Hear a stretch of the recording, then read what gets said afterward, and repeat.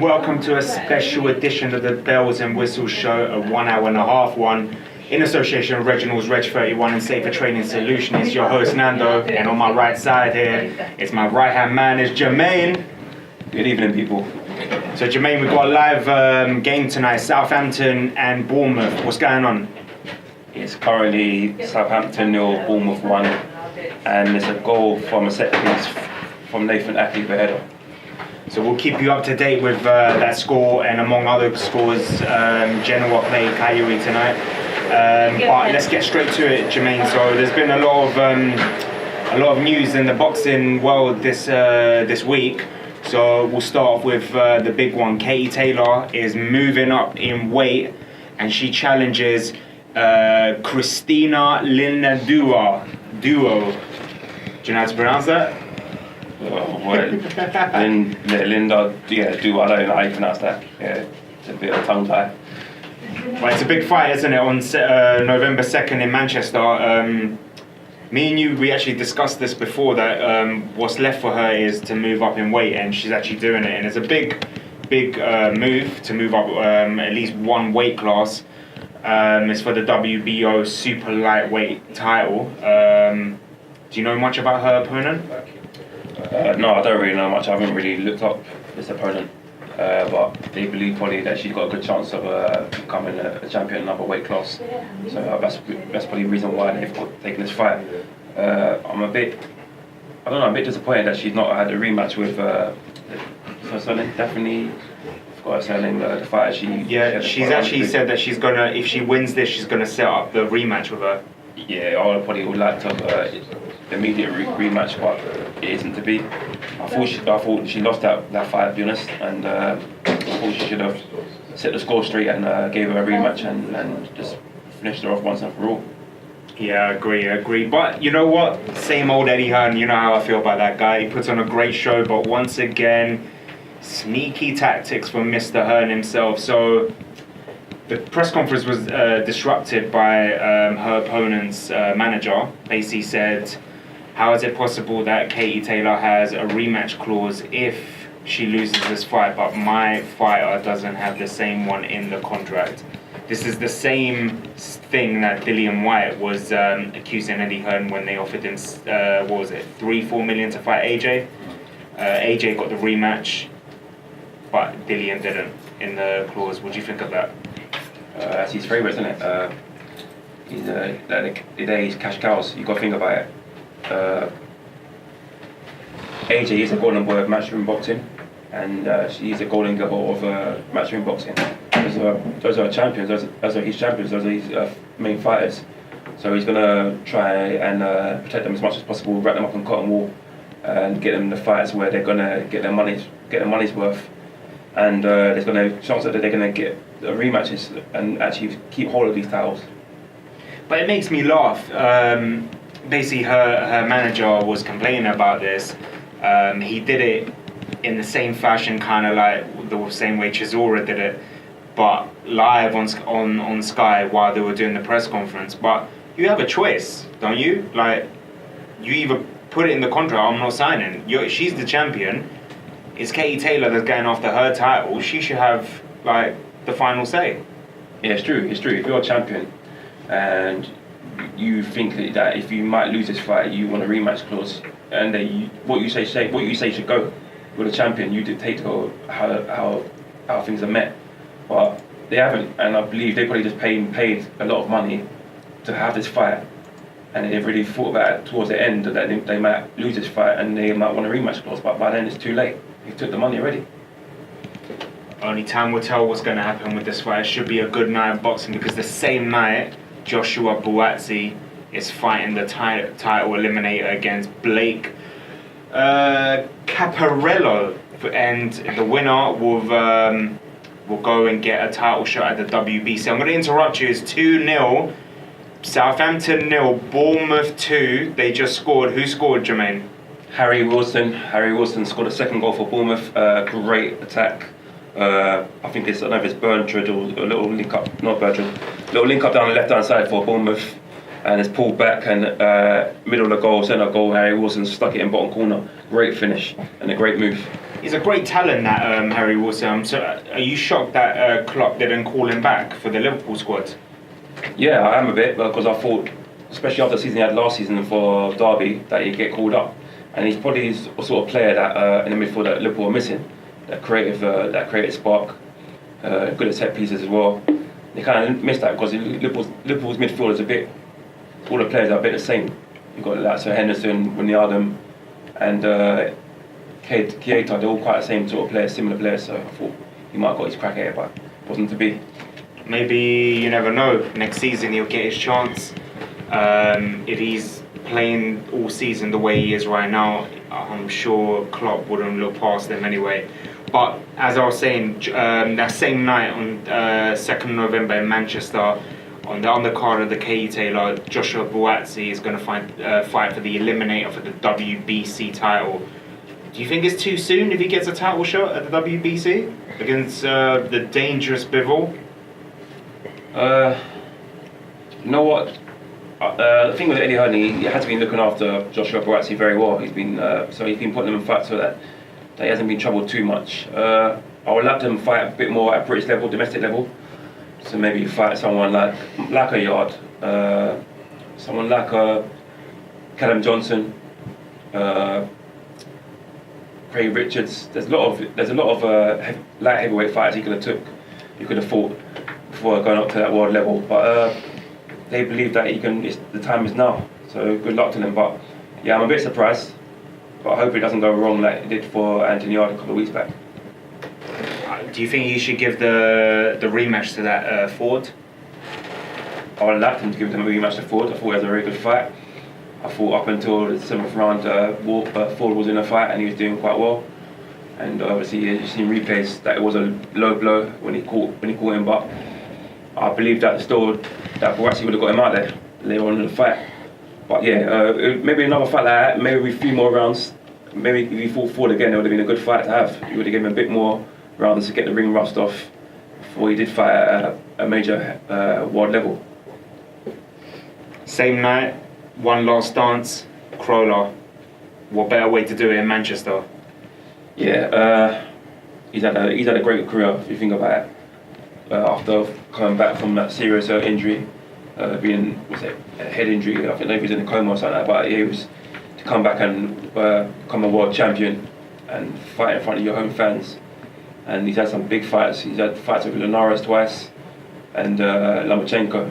So you can say he's had a fantastic career, and he deserves this. He deserves the battle in front of his hometown. So yeah, good luck to him. I hope he wins the fight, and I wish him all the best in the rest of his in his retirement. Who would you like for it to be the last dance with? Who else he could fight really? I'm disappointed that it can't be Terry Flanagan. You know that. I reckon that would have been a good fight for his last fight. But Terry Flanagan is fighting, I think, somewhere in October. It'll be too late for that.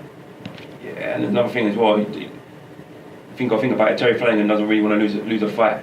If he loses a fight now against Crowler's retiring, so it doesn't really matter at the end of the day. But Flanagan, it's a bit of a risk, and if you lose that fight against someone who's supposed to be retiring, where would that put you in the rest of your career? So I don't know. It would have been good, like I said, domestic fight, but I don't know who could fight. But I'm sure they give him a fight he's capable of winning, and I'm looking forward to watching it. Should be a good one anyway. Do you think maybe someone like I can't think of a British fighter that he can actually fight, but it doesn't have to be a British fighter. It could be a domestic fighter in that division. Yeah, it could have been Tommy Cole. Tommy Cole would have been for a fight could happen. But Tommy Cole recently come off his defeat to Chris Algieri. Obviously, if Luke Campbell wasn't fighting for world titles, that would have been. Yeah, but I couldn't see it happening. Not for a last fight. I don't know. Like I said, I'm sure they got the right opponent for that fight, and I'm sure he'll get the job done in his last professional fight. So me and you were at the O2 for the Lomar Campbell fight, and we saw.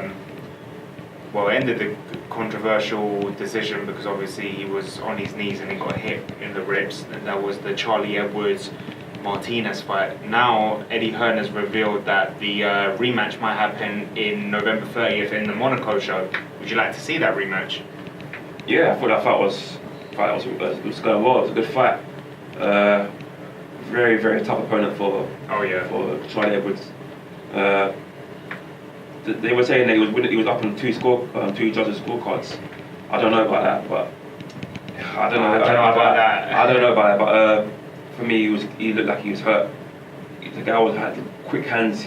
He packed a punch, and he had him hurt. And I think if that fight probably would have went on later on, I think he actually would have stopped Charlie Edwards. But Charlie Edwards will probably learn from that and come back better.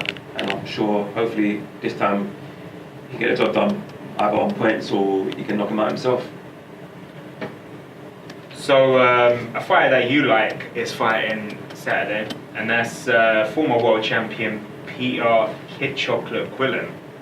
He takes on the hard-hitting Alfredo Angulo in a super middleweight bout tomorrow night. Yeah, I've been a fan of Kid Chocolate Peter Quillen for a while now. Former world champion. Had a few problems outside the ring that's affected his career. Like I said, he hasn't really been active. He seems to be a bit more active now. Hopefully he can get his career back on track. I think he won his last fight. And hopefully, I mean, it's good for the middleweight division. If you can get him in there fighting against the best names in the middleweight division, and it makes him more entertaining. Like he's a talented fighter. For me, he probably should have done a bit more better in his career. But obviously, he had a few personal issues. But yeah, he seems to have his hunger back. He seems to still want to be a world champion again. So good luck to him. Hopefully, I can see him winning this fight. I can see him going on from strength to strength, and hopefully, he's got his hunger back and he actually is more active, stays active, and keeps having fights. So there's one fight that apparently is being ordered, and I kind of think, what is the point of this? So the IBF have ordered Kit Galahad to fight Claudio Marrero for the final eliminator for Josh Warrington. Now, for me, Josh Warrington schooled Galahad. I thought there was no match there, and the fact that now he's getting another title eliminator, I think that's a bit kind of like, what is the point of that? There's other people that deserve a title shot in that division. I don't know, I think that fight, Galahad done well, but he had to throw more punches. Yeah, he showed good movement, good head movement, moved across the ring very well. But for me, he didn't let his hands go, and that's where he can't short. Warrington was aggressive that fight, and he won on points. But for me, it was a good fight. But I don't know if it's too soon that we want to see it. I don't know. Warrington believes that he could go to America and fight Lance or Santa Cruz for a unification fight. I wouldn't mind seeing that. And then if you can go over there, maybe win that title, win WBC, bring it over, and then add the two titles to the fight, and maybe a domestic fight for unification belts. That'd be a good look. But I don't know. Galahad's, I think he'll win this fight, but I'm not too sure the rematch will happen straight away. When they say mandatories and stuff like that, it takes a while. It takes a while, and sometimes it doesn't always happen. So remains to be seen, really. Yeah, look how long Dillian had to wait. Yeah, he's had to wait a long time. Depends. I mean, sometimes these government bodies tend to mess some fights about, and they seem to have favourites, and some people who they don't like, they just don't give them no title shot. So I don't know. It'll be, like I said, it'll be a good fight. It did happen again, but I'm thinking, is it too soon? Maybe. I would like to see it happen again, but I would like to see Galahad take a different approach and actually let his hands go this time and make it more of a fight. So a guy that you know quite well, you went to school with him, Joe Joyce. On behalf of Bells and Whistles, happy birthday, Joe Joyce. Turns 34 today. Yeah. He put something on his social media yesterday. Don't know if it's happening or he's just trying to play with us or trying to get a message out there. But he put up a video saying, November, it's on Povetkin. Yeah, I mean, he's done a lot. He's been chasing a lot of fighters. Obviously, he wanted to Zora fight. He wanted, who else did he want? Miller. He wanted Miller as well. He called him out numerous times. That's the fight I want to see. That would be a good fight, and I think Miller should give him that fight. Miller's not he's not up there anymore to be saying, "Oh, I should be fighting this person, that person." Actually, you failed numerous drugs tests. You're not. You cannot say, "Oh, I don't want to fight this guy." For me, you need to be getting yourself in the ring and fighting these guys and basically trying to knock these guys out and build your way back up to where you was before in terms of getting these fights with the likes of Joshua, likes of Deontay Wilder for world titles. So for me, you need to be fighting these sort of guys. And Joe just believes that he should be fighting these sort of guys. He believes these sort of guys he wants to fight next to propel him to fighting these big world names. So let's make it happen. I'm sure it can happen. I'm sure it'll do well. I think it'd be good to have it over here, but I'm sure Joe Joyce will go over to America and fight him. Like, give him the fight. Povetkin fight is a dangerous fight for me. Oh yeah, a very dangerous fight. And I don't want to see him fight that Povetkin just yet because he can bang, and I believe he can probably get him out there. So Miller, I think that style of fight will suit him.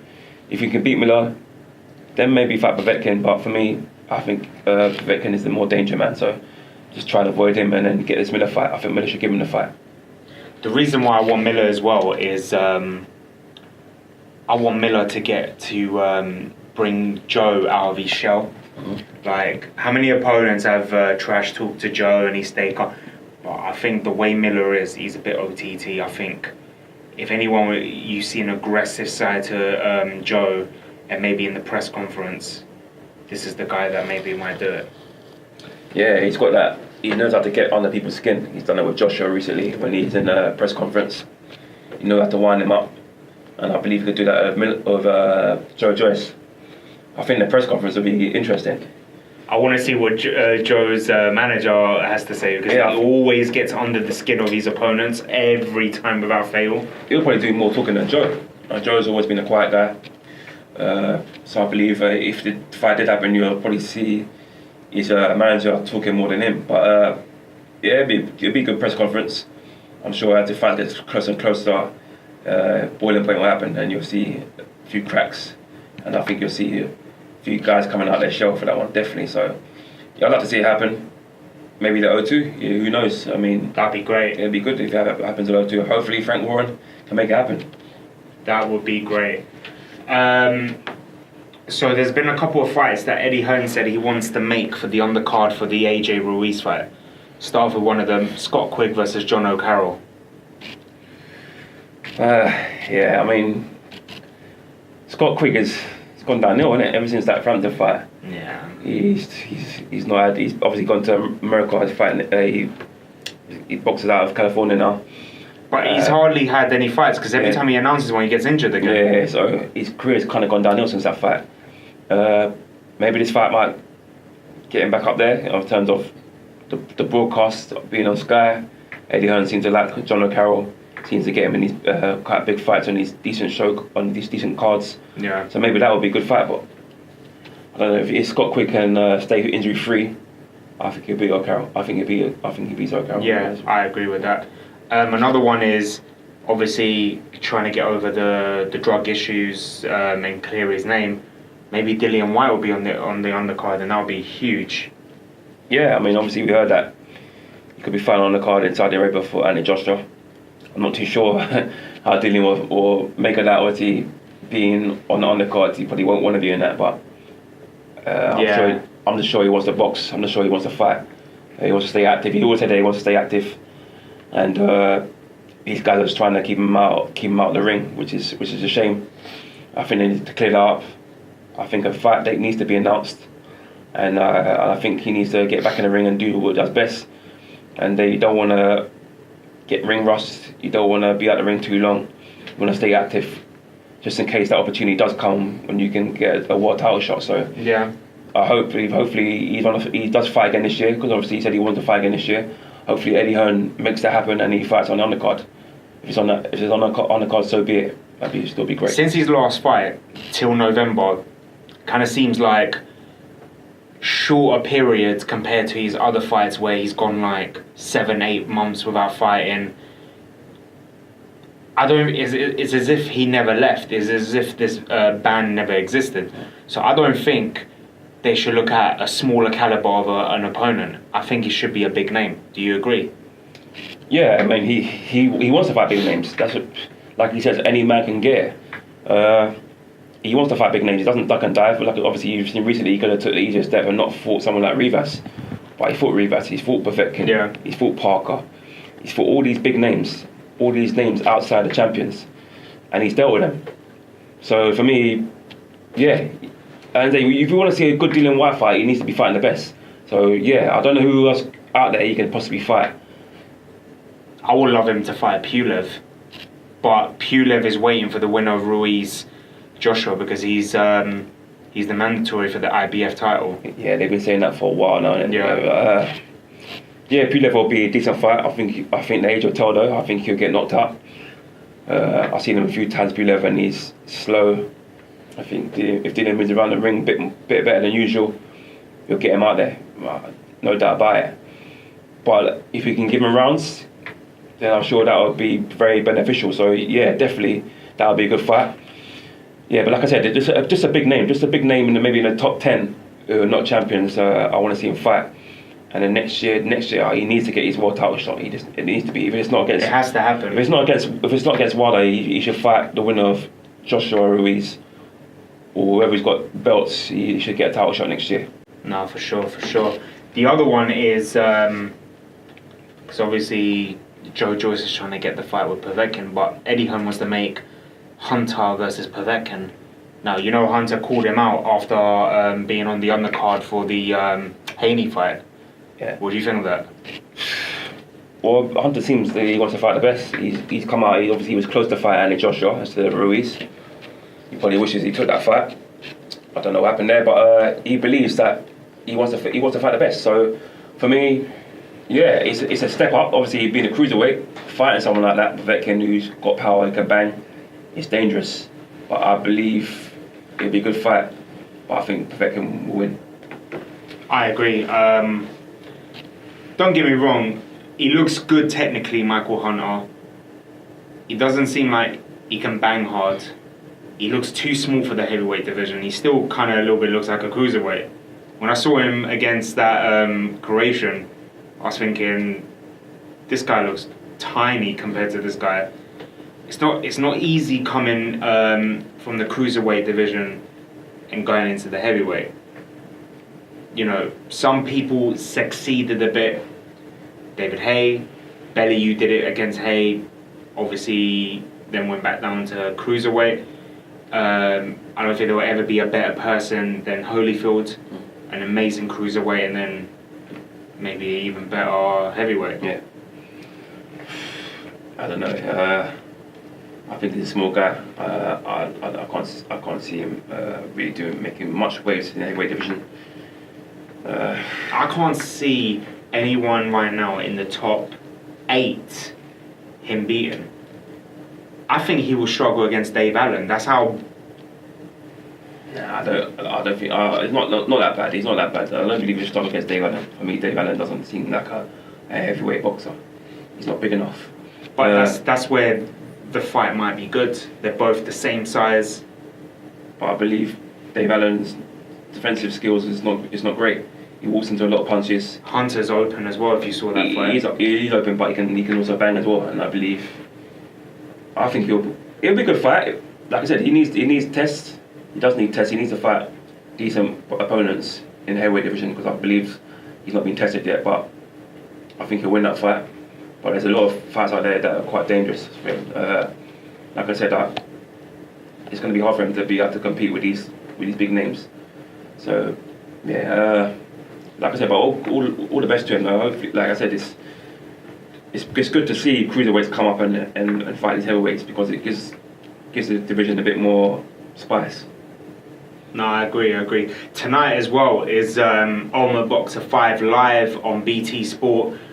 We actually have our very own Tyrone over there. Now, we're going to try our best during the show to try and get Tyrone live in the studio via telephone, but it will be hard depending on the signal out there, because you know me and you have been to the O2 and there's hardly any signal, but we'll try our best. But I do know one thing: IQ Boxing's very own Super Youseff Khourmari fought tonight on the undercard and he won. But I will find out more. We will find out more how he won. I think, if I'm not mistaken, by points. But I will find out more. But we're going to take a break now. When we come back, we'll talk a little bit more of Armour Boxer, but we're going to talk about the Champions League, the Europa League, and this weekend's Premier League games. Stay tuned. It was Reg 31 and Safer Training Solutions. As we said before the break, we have Ultimate Boxer 5. I'm sorry guys, we got our cameraman shaking his head at me. I didn't tell him we were coming back on the air. I apologize live on air to Renell. I hope he forgives me. But we have on the line, right now we have on the line the very own, the controversial Tyrone. Tyrone, welcome on the air. Hi, can you hear me? Yeah, we can hear you. How's the event? Yeah, it's going well. It's a packed out stadium at the moment.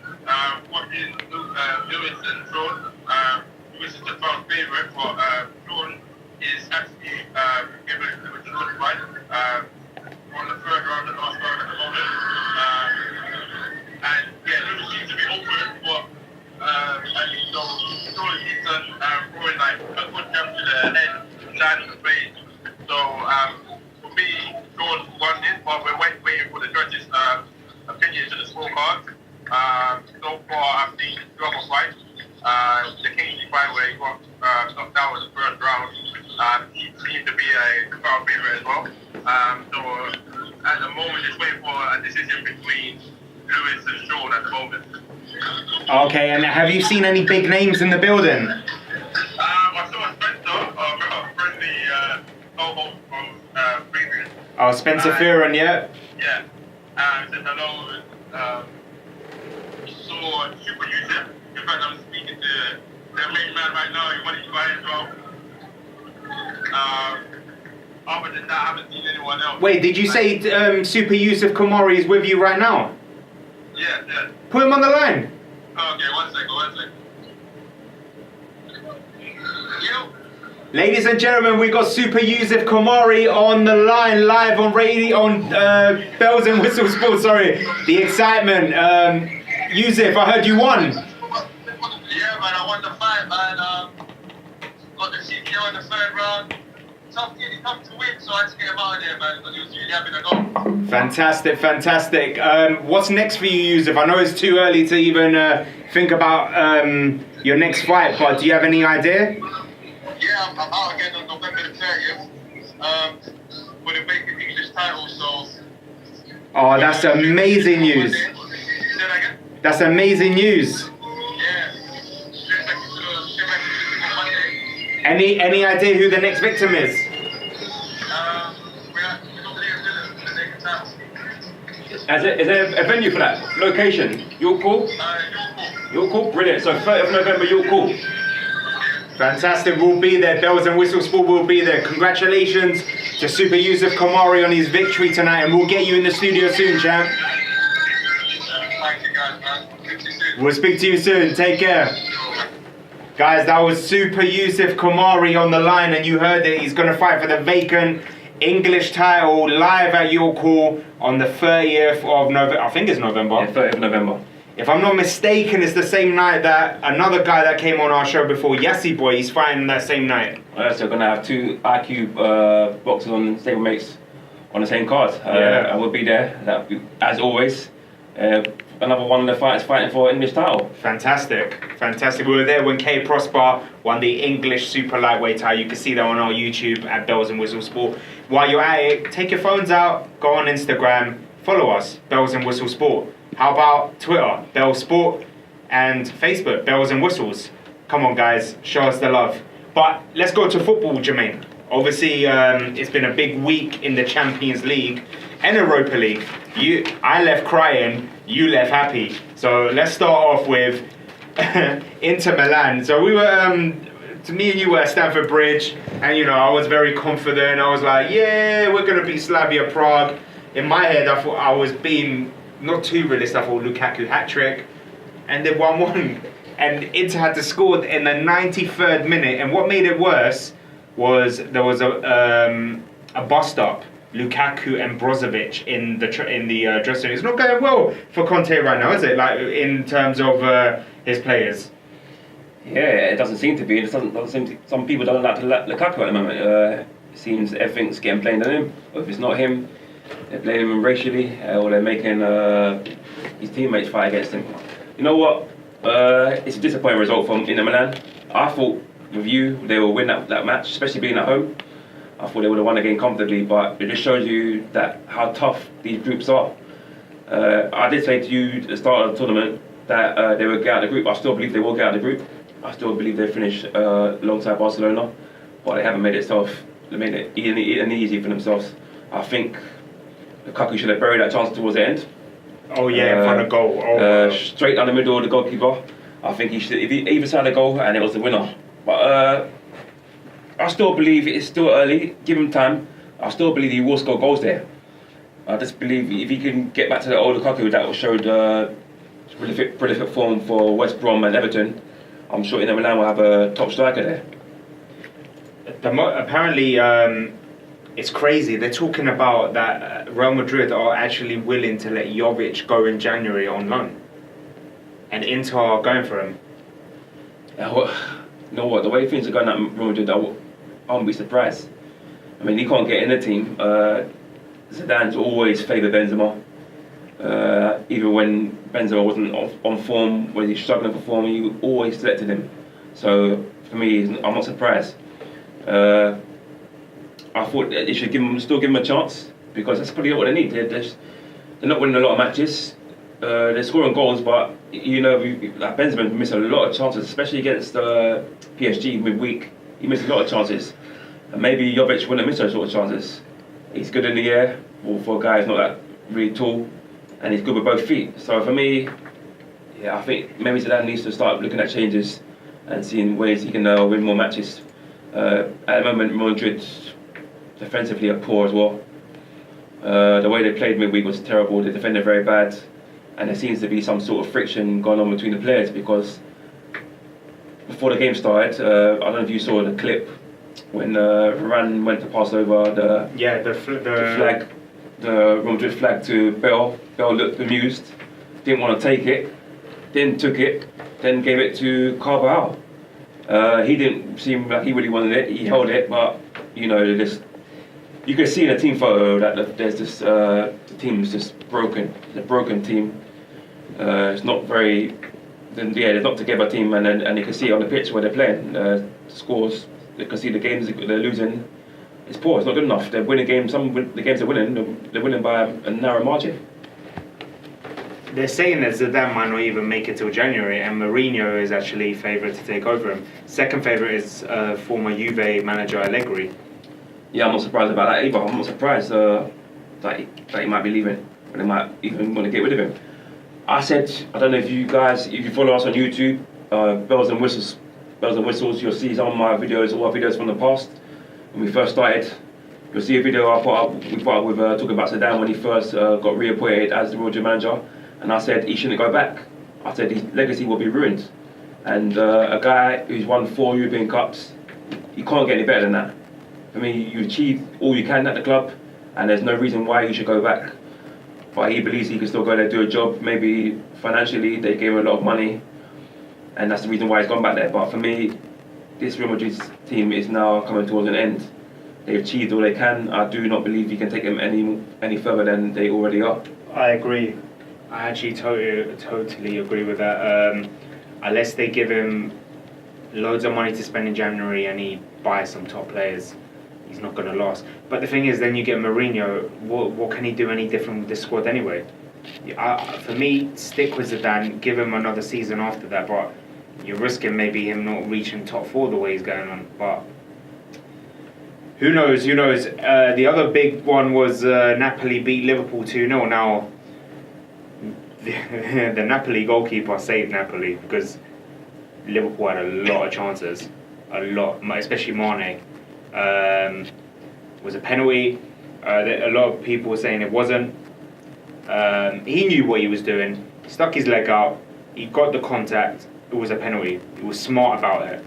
For me, it was a penalty. And then hell froze over and Van Dijk made a mistake. And Llorente scored 2-0. So, what do you think? I'm not surprised by the scoreline. Napoli are a strong side at home. Liverpool missed a lot of chances. I think if they were took one of those chances, it might be a different game. I think the one Salah was saved by the goalkeeper was very important. It was crucial. But the Napoli goalkeeper made some fantastic saves. We've got to give him credit as well. But Liverpool, defensively, could have been a bit better. Van Dijk making that mistake was very, very poor. Just lost concentration to give the ball away.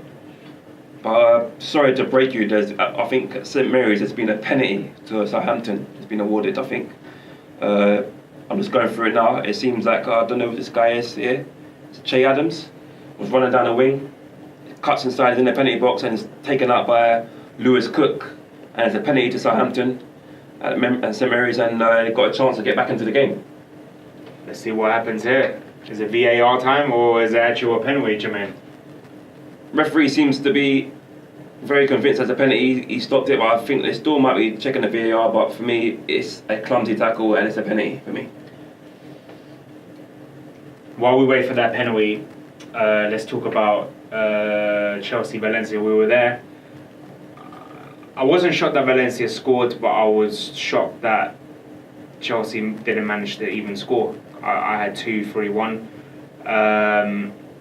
That penalty controversial, and everyone will say, yeah, you got to strike. Listen, penalty taker should be either Jorginho or Willian. For me, it should be Willian.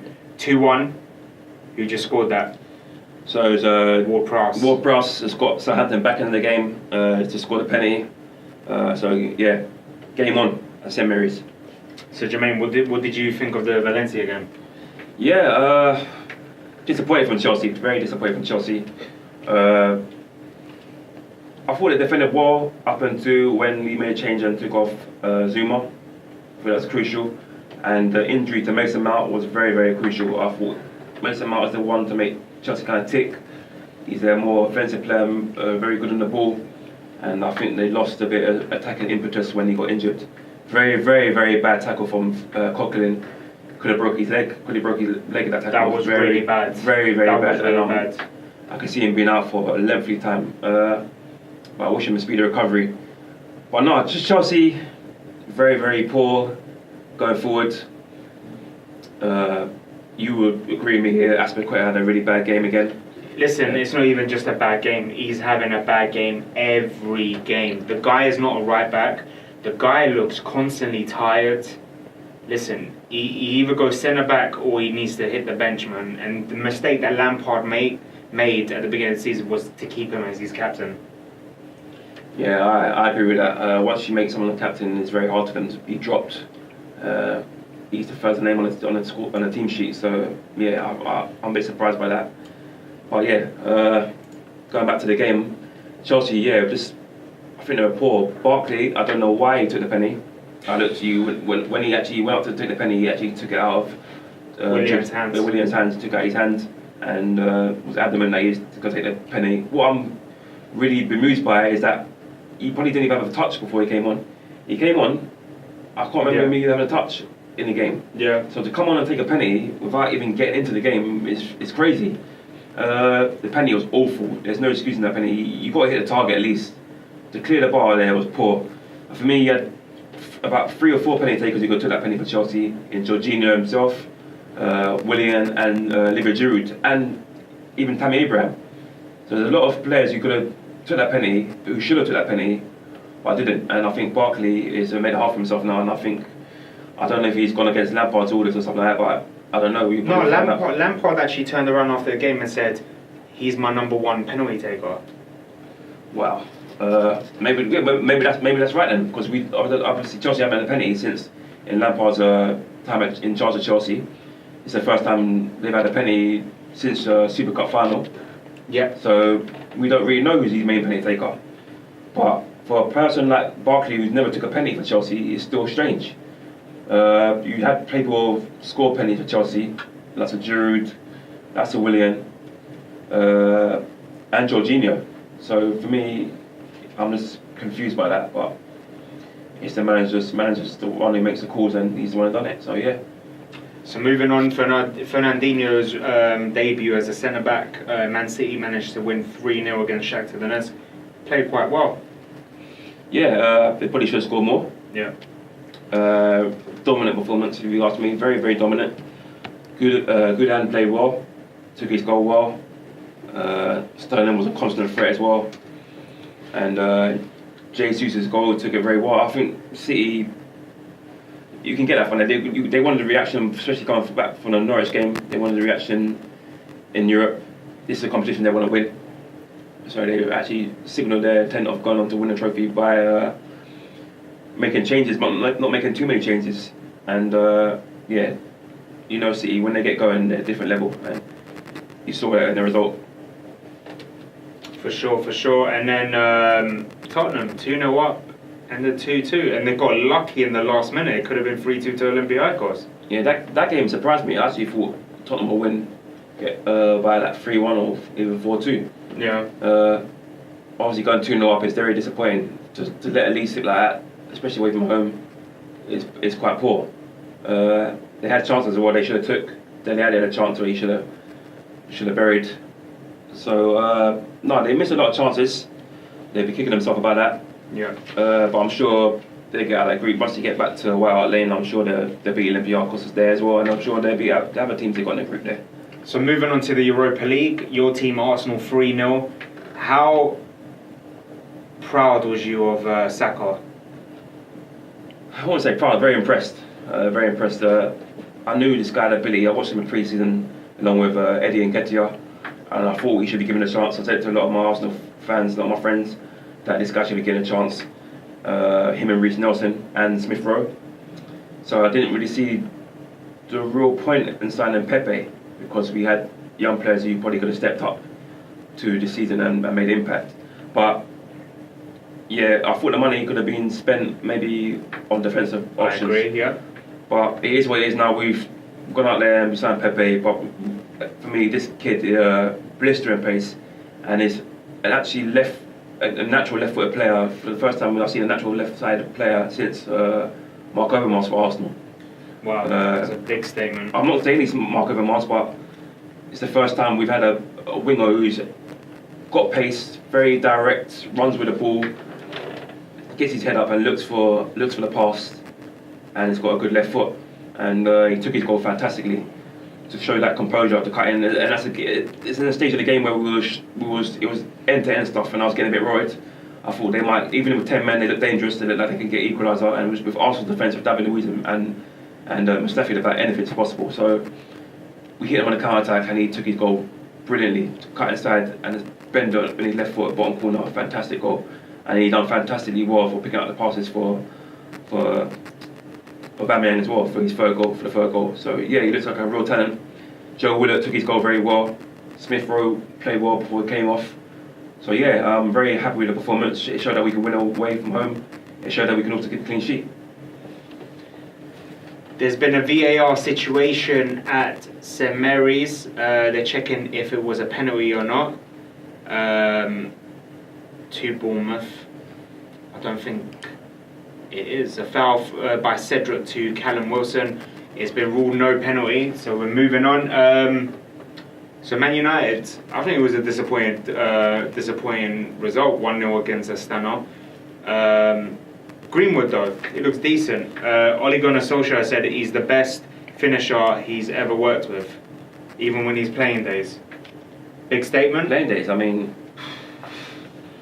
I don't know, it is a big statement because I'm sure he has played with some fantastic players. Yeah. That's York, Cole, Sheringham, Cantona, yeah, to come out and say that, wow, it's a huge statement. But that's what he believes. I mean, I've heard good things about this Greenwood from a lot of Man United fans. he looks good. I've seen him in pre-season as well. He shows that he can finish with both feet. Very composed in front of goal, which is always good for a striker, especially a young striker. But performance-wise, it's very poor for Man United.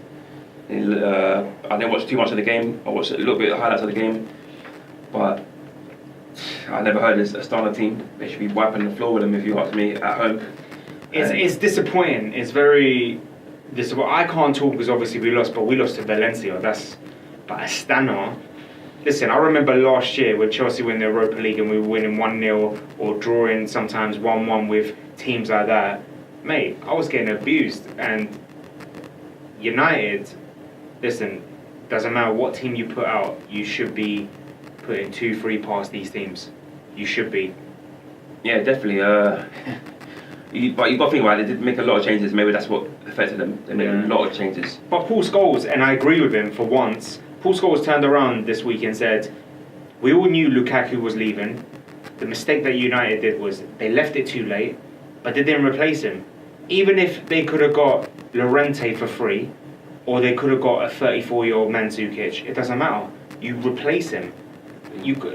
But if you look at it, all they got is Greenwood, inexperienced but deserves a chance. Okay, youngsters deserve a chance. You got Rashford and you got Martial. That's on paper, mate. That's not going to get you top 4. That's not even going to get you a cup. Yeah, I mean, because those guys are not proven. They've not scored 20 goals a season every season. But they're not target men. Yeah. I don't look at them and think that's a target man. Yeah, they're not prolific goal scorers. They're not natural goal scorers. They're not natural strikers. Rashford can play out wide. Martial can play out wide. I'm not too sure about Greenwood, but I don't know if he's an out-and-out striker. But that remains to be seen. But I mean, yeah, you need a target man. Well, at least with Lukaku, he was a target man. At least with Mandzukic, he is a target man. You get balls in the box, he's going to be in the box. Llorente too. So I was surprised they didn't replace him. And you can say what you want about Lukaku, but he's a goal scorer. And to be honest, he would have got more goals than any of those guys that I just mentioned. So, yeah, they're going to struggle. They're going to struggle till January. If they can get someone in January, then great. But letting Lukaku and Sanchez go was a very bad move for me, and not replacing them is even more worse. I agree. We're going to take a little break. I'm going to play a little song.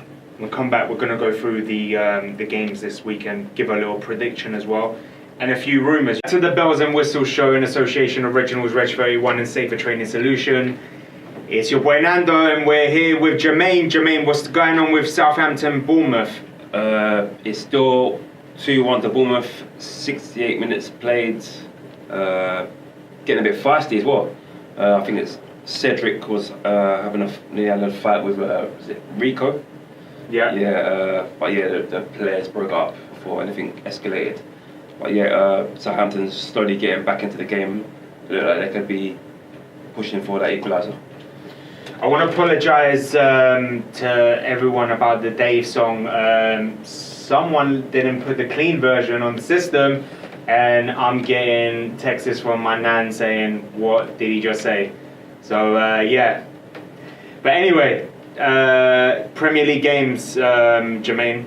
We start off with Leicester versus your favourite Spurs. 12:30 kickoff tomorrow. That's a good game. I'm looking forward to that game. Hopefully Leicester can play better at home than they did away last week to Man United. This could be a game where Tottenham could drop points because playing midweek, didn't make too many changes, and they had to travel and then they had to travel again. So Leicester need to bounce back as well from that disappointment last week's game against Man United at Old Trafford. So I'm gonna go for a draw here. I'm going for a Leicester win, 2-1. Do you know what? I've seen Leicester recently, and so many games they've been so unlucky against United. And even before that, I think you guys? Huh? Chelsea? Yeah. They could have won it. Of course.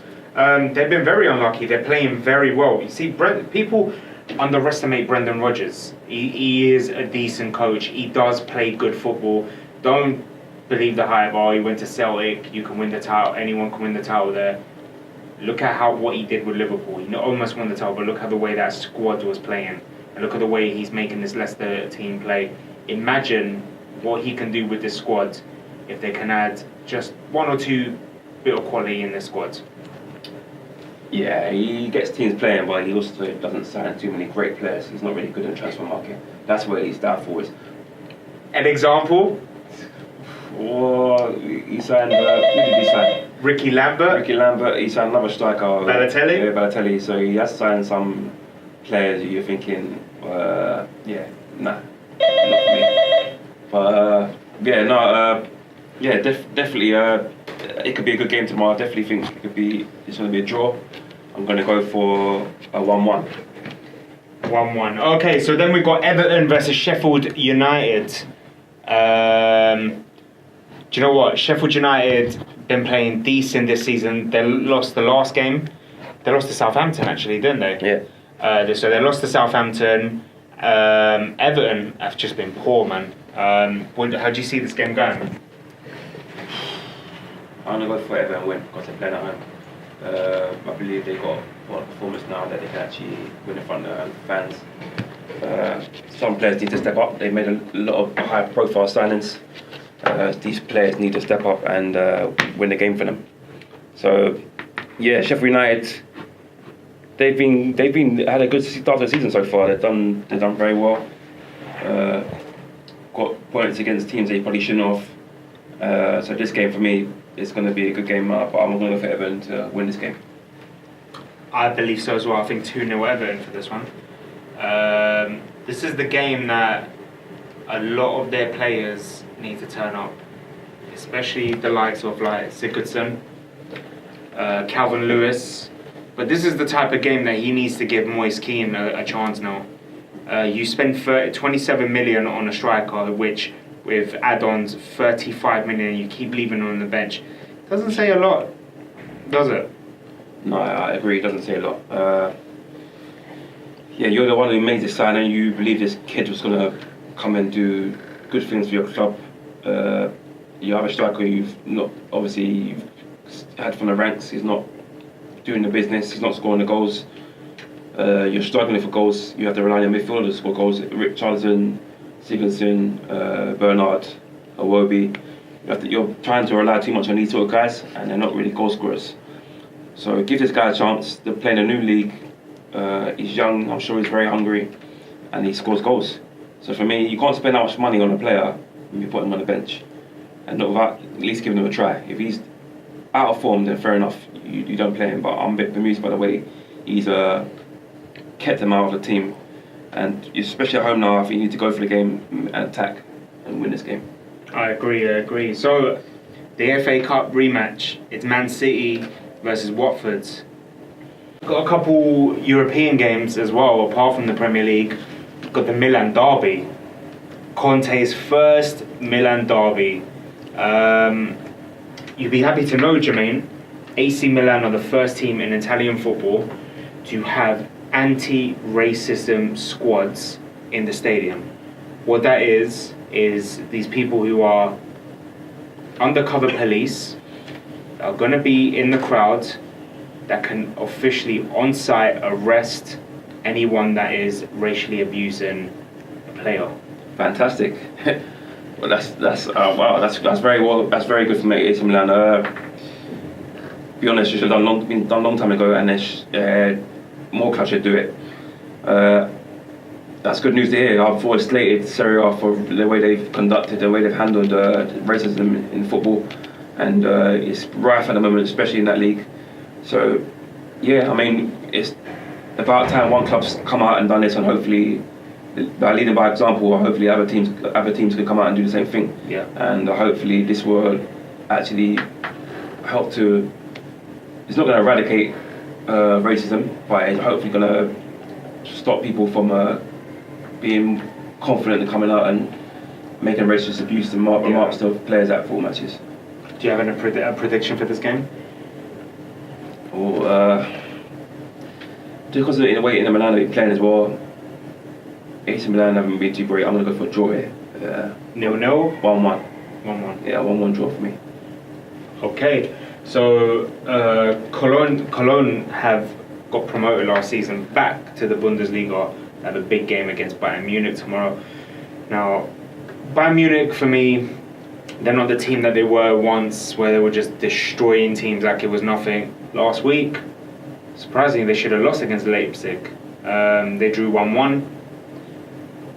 Cologne got a young, good squad. They're like, imagine Klopp's Dortmund. That's how young this squad is, and they're playing great football. So it will be a cracker to watch. Also, Frankfurt versus Dortmund. Yeah, Frankfurt, if they can play the way they did against Arsenal in terms of attacking wise, they can give Dortmund a good game. That could definitely be goals in it. I think Dortmund will win because defensively, Frankfurt are very, very poor. Obviously, watching them yesterday when Arsenal played, they were at 6 and 7s at the back, and it was so easy for us to counter-attack. And for me, if someone like Saka can do that to you, imagine what Sancho can do to you as well. So for me, I'm going to go for Dortmund win there, 3-1. We also got Seville versus Real Madrid. Can Seville do a shock against Real Madrid the way Madrid's form is going at the moment? Would it be a shock now? I don't believe it will be a shock anymore because the way Madrid are playing now, it's every man for himself really. They're kind of like the Spanish United. Yeah, I mean, you know, so many individuals there now. They don't play the team where they once was before. They're a team United. They've actually struggled. They've actually scraped a few wins there. I think last week they won 3-2. Was it? They've been like 3-0 up. Yeah. Against a Port. Who was there to play? Real Valladolid. I don't know who it was. Real Valladolid. I don't know how to pronounce the name. Sorry, but they struggled last week against that team, being 3-0 up. Sevilla are a strong side. They won midweek as well. Having Hernandez will be a threat for them as well. Yeah. No, I'm going to go for Sevilla win here. 2-1. 2-1. Do you know what? I think Madrid will win this one. I could see 2-0. Maybe a shocker 2-0 right there. And Jovic will come on or start and prove a point in this game. Now, we've got Lyon versus PSG. Despite PSG beating Real Madrid 3-0, they're still missing the likes of... Neymar's back. My apologies. So it would be Neymar, Icardi. Can Lyon take advantage of missing Mbappe and Cavani?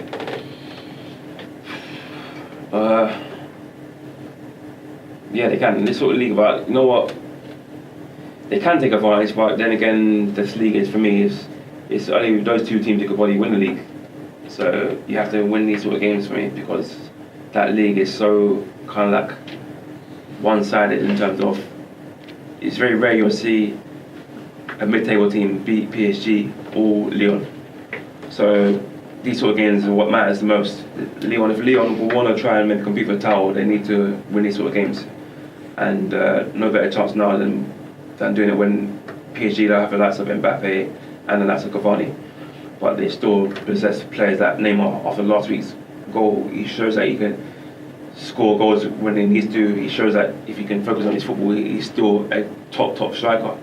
So for me, this is a tough game. But Lyon have got some decent players. They played well midweek. I'm going to go for a draw here. I'm going to go for a draw here. I'm going to go for a 2-2 draw. I'll take that. I think a 1-1 draw. But we got a big Super Sunday. Massive Super Sunday. And we'll start off with West Ham United. So West Ham United beat Man United. West Ham need to get points here. Yeah.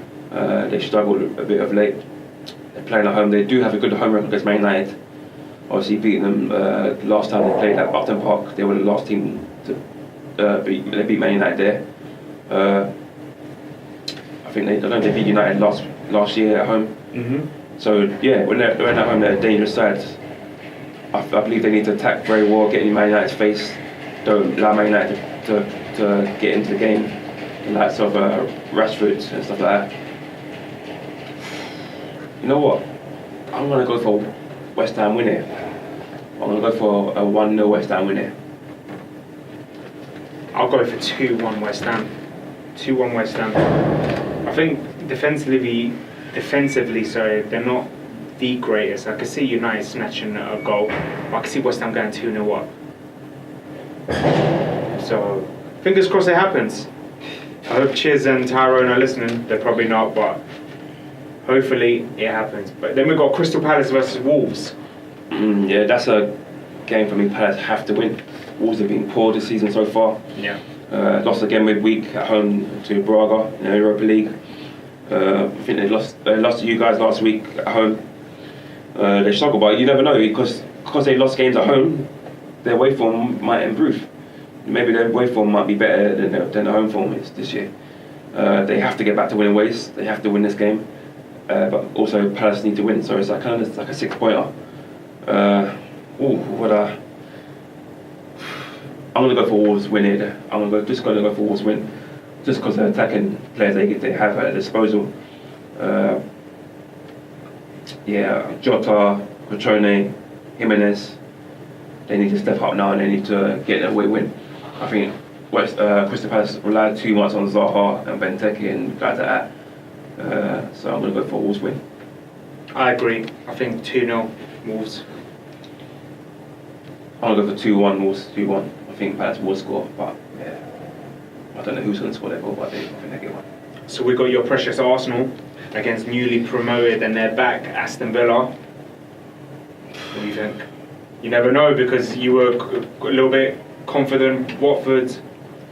Last week against Watford, I wasn't confident because I thought someone like Welbeck and Deeney would be fit, and while we were defending, teams always have a chance against Arsenal. Disappointed that we didn't win the game after being 2-0 up. Defensively, shambles. We have to bounce back. Won Europa League midweek, but it's totally different kettle of fish. We need to get a string of wins together in the Premier League. For me, Villa ain't that strong. I think up front they don't really have a great striker, who I don't think will cause us a lot of problems. But you never know, it's Arsenal, and it depends what we have to sort. I think with Unai Emery has to pick the right team. So defence has to be important. Yeah, for me, I'd like to see Holding come in. If he doesn't come in, Chambers needs to come in and stay in the team. He came in midweek, played very well. Is Bellerin back? Bellerin's playing tonight, Friday night, alongside Tierney for the under-23s. So they're not going to be made available for the Sunday. But for me, defensively, we need to pick the right defence. Obviously, Socrates got rested midweek, so it's more likely he will play today. On Sunday. So maybe Socrates and David Luiz again. But I would like to see maybe Socrates and Chambers play, like the first game against Newcastle, which we get the clean sheet. So but I'm confident we'll win this game. I'm confident we'll bounce back. Batman scoring goals. We look dangerous on the counter attack. I'm going to go for a 3-1 Arsenal win here. Okay. I'm going to stick my neck out on that. And then the big one, Chelsea versus Liverpool, will be there on Sunday. Usually I fear Liverpool, and I'm not saying I'm confident that we'll beat them, but I'm not scared that we'll lose to them, if that makes sense. I think a draw. I think this could be a high scoring game. I think 2-2. I think it could be like the Super Cup, 2-2. Yeah, I'm going to go for a draw in this game as well, because Chelsea seem to be able to get results against Liverpool at home. And obviously away they beat him last year in the cup. I'm going to go for a draw here. I think it'll be 1-1 again last year. I think it'll be very, very balanced game in terms of both teams won't want to make a mistake. I think probably see Liverpool have more of the ball. I fear Mane versus Azpilicueta. That's what I'm fearing. Mane, you've got Robertson as well. If he gets forward as well, he can cause some problems. I think Azpilicueta needs protection. If he does play, he needs protection from a winger who comes in and does a job there. I don't know if Kante's back, but Kante, if he's back, he needs to play in this game. I'm going to go for a draw, because I think Chelsea are going to defend well and stay in the game. You've got to show Liverpool respect in a way that you need to be organised, confident in the back, solid in the back, and try and keep them quiet. And you showed in the Super Cup that you were the better team as well when you played them. So I'm going to go for a draw. I'm going to go for a 1-1. I think Mane will score.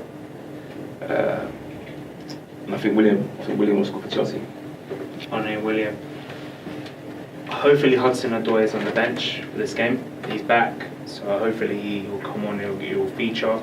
He can make a difference. I think 2-2.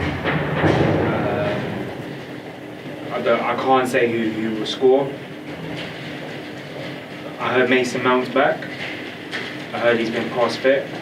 It's not 100% that he's starting, but he's definitely in the squad for Sunday. If he starts, he will score. Well, that's great news if it is true that he's fit, because I had like a bad injury that will keep him on the sidelines for a long time. So if he's on the bench, that's fantastic news. He could be the man to cause Liverpool serious problems, because they do lack, like I said, the midfield consists of, so that's Fabinho, Wijnaldum, Henderson. They're all sort of players, same players. Yeah. Box to box sort of players. No one's really creative, gets on the ball, slows the game down, makes things happen. So if Chelsea can win the midfield battle and boss the midfield like they have done in previous seasons, that could be their key to winning the game if they do go on to win the game. Okay, gossip time.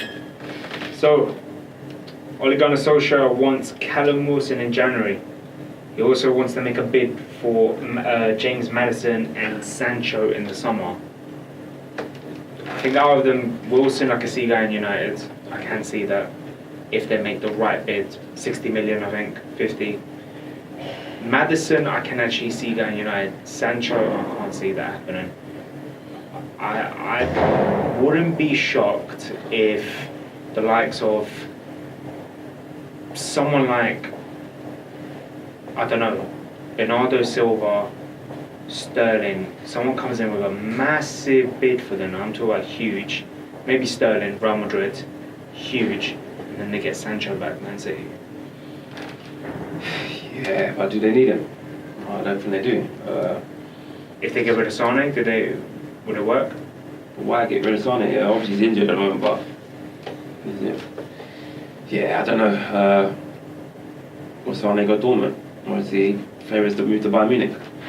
I don't know. There's ways of, I don't know. I can't see it happening. But for me that move doesn't make sense. The move probably does make sense is Callum Wilson to Man United. Man United obviously lacking firepower up front.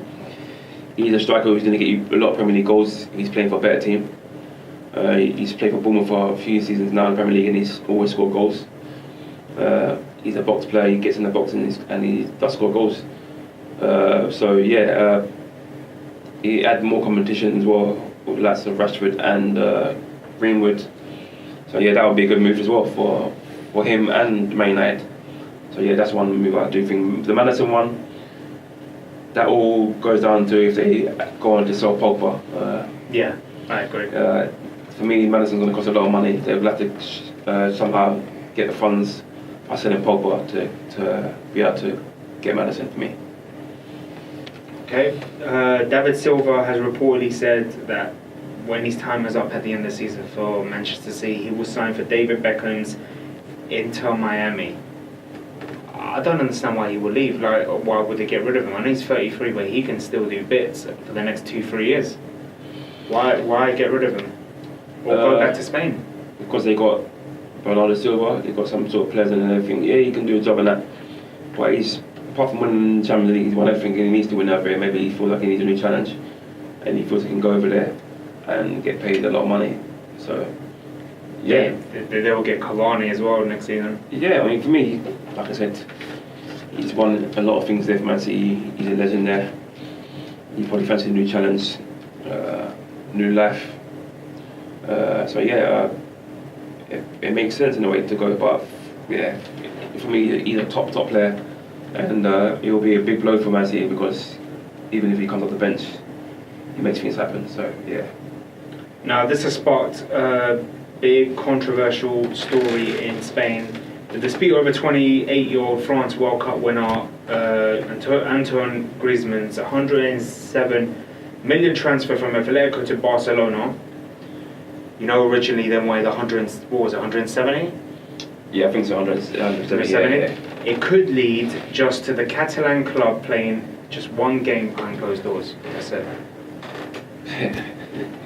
A slap on the wrist. That's more than a slap of the wrist. Yeah, that's an absolute joke.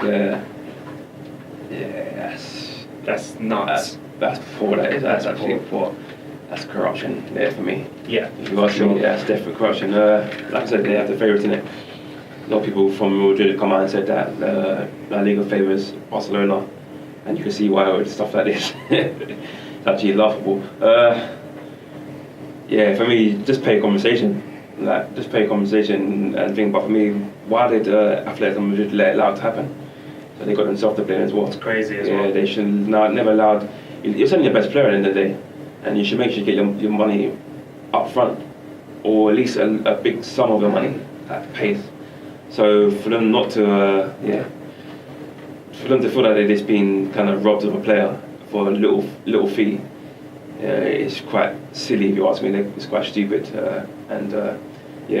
But yeah, for me, Barcelona should pay compensation, but this is ridiculous, really. Game behind closed doors. They're not going to feel it as a club. They're not going to feel it at all. So yeah. Totally agree with that. Before we go, there's a few games midweek as well. It's the Carabao Cup. So we'll be at Stamford Bridge. Chelsea are visited by Grimsby. United v Rochdale, and your Arsenal versus Nottingham Forest. Yeah, I don't know too much about Grimsby. So Chelsea will bring a lot of changes to this game. They're famous for throwing fish on the pitch. Oh wow! So if anyone wants some fresh fish, come down to Stamford Bridge and Wednesday night. There you go. Yeah, for me, I'll be very surprised if Chelsea don't win this game. But it's cup shockers. It's happened before in this competition, not just the FA Cup. Arsenal Forest. You never know, but never know. Yeah, I mean, we're going to rest a lot of players. Aubameyang's going to get rested. You're going to see a lot of kids. Hopefully, you see the likes of Bellerin playing this game, get his fitness up. The likes of Tierney. I want to see Martinelli chance. Yeah, Martinelli will probably play this game. I wanted him to play yesterday. He was in the squad. Martinelli, Reece Nelson, Joe Willock, Saka. Probably see Mustafi playing this game. And Martinez in goal as well. So I mean, I'm confident whatever side we put out, we should win the game. I'm confident we'll win this game, but you never know, it's a cup, and shots do happen. Yeah.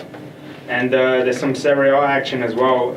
It's not easy for Conte. So he's got the Milan derby tomorrow. On Tuesday he's got Lazio. So Lazio Inter on Tuesday. After that he's got Sampdoria. He's then got Barcelona, and then he's got Juventus. Wow. Crazy. The fixers don't like him, do they? No, they don't. It happened in England as well. Yeah, they look like they want to try to get him to slack early doors. Well, it's best to play these games now than later on in the season. Yeah. Lazio not playing too well at the moment, so Inter Milan do stand a chance of winning that game. And, but Lazio has always been our bogey team. Always. It's always happened. Yeah. Well, for me, some players need to step up now. I'd like to see Sanchez. I hope he starts, Sanchez. Sanchez start. Even tomorrow. Yeah, start and make an impact. Yeah. And you need your new signers to step up and make an impact now and try to get you some points on the table now. It'll be a tough game, but it's 50-50 for me. It is 50-50. So we've got Brescia, Juventus. Hopefully Mario Balotelli will make his debut for Brescia as he returned home in the summer against Juventus, who were 2-0 up against Atletico Madrid and ended up drawing 2-2. Could have been even more for Atletico Madrid. Got Roma, Atalanta. Atalanta coming from a 4-0 battering in their Champions League debut.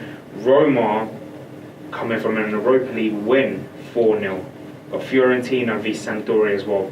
Some decent games in midweek. But that's all we got for this week, guys. Please take out your phones, go on Instagram and follow us at Bells and Whistles. If you want to see the rest of our shows, the likes of Spencer Fearon and Super Youseff Khoumari, who was on the phone earlier and is going to get a shot at the English title, go on our YouTube page at Bells and Whistle Sport, Facebook Bells and Whistle Sport, Twitter Bells Sport. I've been your host Nando, Jermaine. Like I said, always good being on there.